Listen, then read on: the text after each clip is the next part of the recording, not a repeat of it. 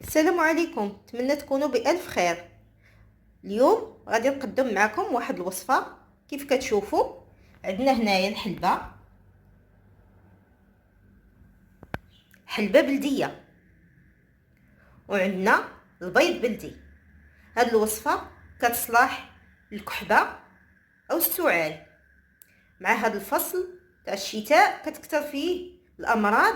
هاد الوصفة راه جد فعالة، وان شاء الله غتشكروني عليها. دابا غندوز الحلبة في المراز. معايا قاسحة هلي نديرها في الطحانة الكهربائية، طحن على شكل غبرة ورجع معاكم ان شاء الله. دابا بعد ما طحنت الحلبة غادي نفرق البيض، غادي نفرق الصفار على الابيض باش غنحتاجو حنا غير الصفار في هذه الوصفة. صافي انا طربت هاد الصفار، درت 3 ديال الصفار ديال البيض. هاد الوصفه راه كيحتاجوها حتى اللي كيدخنوا، ملي الكاغو نقدروا نديروها عليهم مع الكحبه وداكشي، راه حتى هي كتليق ليهم بزاف، ما يبقاش يكحب. بسم الله، نخلطوا بشويه بشويه. وتا الناس اللي كيعانوا من الامراض الصدريه راه كيديروها، راه مزيانه ليهم بزاف.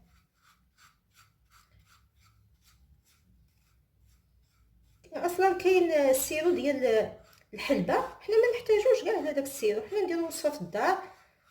وكاين هاد مع الحلبه كتكون قاصحه، اللي عندها شي عطار وكتيق فيه وكانت عنده الحلبه بلديه وبغى يطحنها ليها راه يطحنها ليها.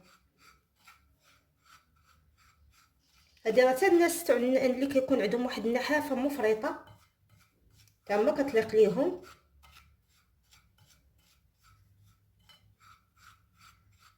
كتفتح ليهم الشهيه، هادي راه زوينه بزاف.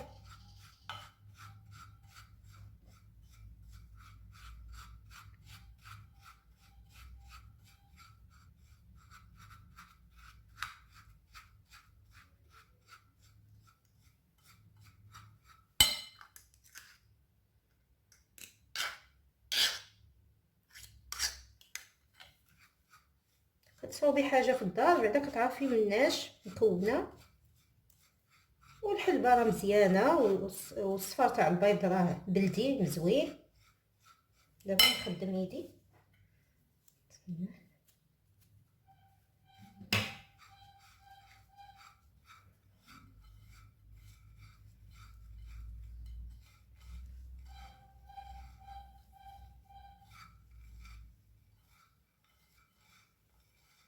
هذه راه باقا غتخدم مزيان، غنخدموها مزيان. اللي غادي نقلبها في الطبسيل نغطيها بشي غربال هكا ولا شي حاجه، ونحطها في بلاصه ما تكونش فيها الشمس، يكون فيها هكا الهواء.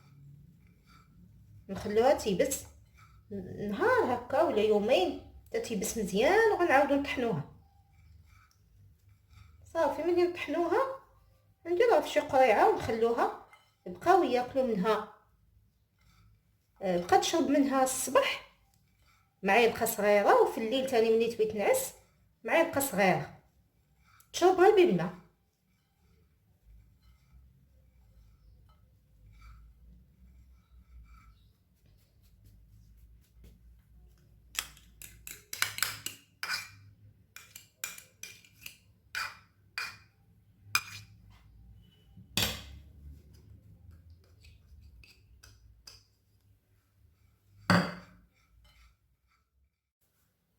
بحال كنكسكسو فيها هكا.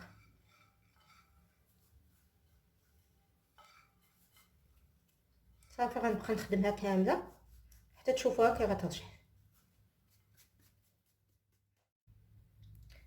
بعد ما خلطته مزيان درت ليه هاد الكسيكيز ديال البلاستيك، وغنبقى نغربلو باش ما يبقاش فيه هاد الكويرات، باش كله يبس. واخا يبقاو فيه هاد الكويرات هي ملي كتيبس كطحن صافي كيولي كامل بحال بحال.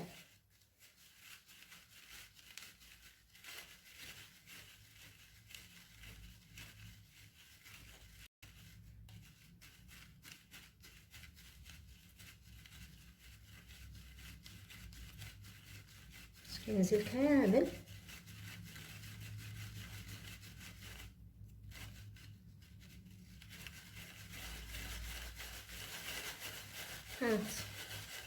ننزل كامل دابا، غنسغيولي هاك صافي هكا باش يجي ساهل. بدا فشي تقصيل كبير ويجي ساهل باش ينشف دغيا.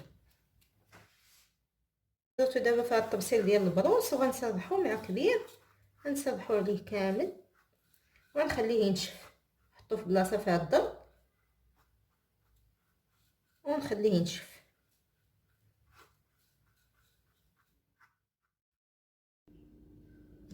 رجعت لكم بعد ما دازت الخلطه عليها يومين، خليتها تنشفات مزيان. ها هي غنعاود ثاني نطحنها. اللي ما بغاش يطحنها وبغى يخليها هكا يخليها، انا غنعاود نطحنها ونرجع معاكم. بعد ما طحنت المكونات كترجع الخلطه بهذا اللون. غير هي كتبغي تنشف ديك يومين. راه الخلطه سحريه.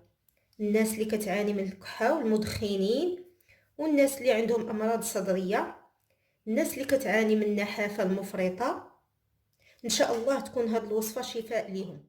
عجبتكم الوصفه ديروا لايك وبارطاجوا الفيديو مع الاصدقاء. شكرا لكم.